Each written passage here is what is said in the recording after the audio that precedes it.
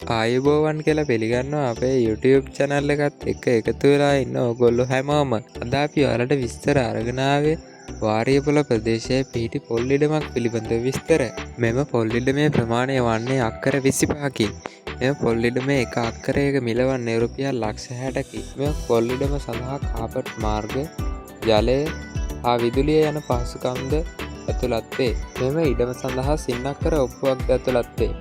මෙම ඉඩම පිළිබඳව වැඩිදුර විස්තර දැනගැනීම සඳහා 071යි 956යි 0921 යන දුරකථන අංකයට ඇමතුමක් ලබා දෙන්න.